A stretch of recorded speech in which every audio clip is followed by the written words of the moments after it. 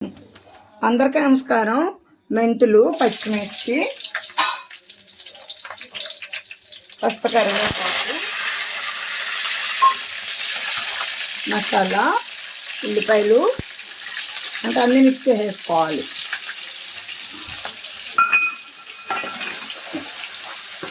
Mixie పట్టిన మసాలాలో అల్లం, వెల్లుల్లి, ఉల్లిపాయలు, 4 లవంగ మొగ్గలు, 4 మిరియాలు, 2 యాలకులు, ధనియాలు, ఎండుమిర్చి వేసి నేను మసాలా తయారు చేసుకుంటాను. అలాగే ప్రశాంత్ అని మాకు తెలుసున్న ఆమె ములక్కడ తీసుకొచ్చి ఇచ్చింది. ఫ్రెష్ ములక్కడ అనమాట.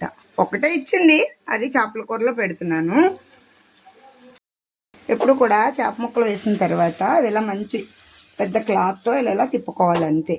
ఎందుకంటే ముక్కలు విడిపోతాయి అన్నమాట, తిరిగిపోతాయి. చూసారా, ఉడకడానికి కావాల్సినంత నీరు పోసుకోవాలి. ఫస్ట్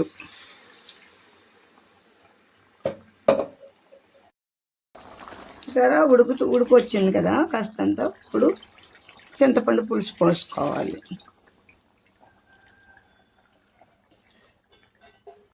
చూసారా, పులుసు దగ్గరకు వచ్చేసింది. కొత్తిమీర వేసుకొని దించేసుకోవడమే. ఎంతో రుచికరమైన చేపలు ములక్కాడ పులుసు రెడీ. ఈ వీడియో కనుక మీకు నచ్చినట్లయితే లైక్ చేయండి, షేర్ చేయండి, సబ్స్క్రైబ్ చేయండి, అమ్మమ్మని సపోర్ట్ చేయండి. అంతేగాని గరిటతో మాత్రం కదపకండి. ఇది ఎలా కదుపుకోవాలంటే చూసారా, గుమ్మగుమ్మలాడే చేపల పులుసు రెడీ.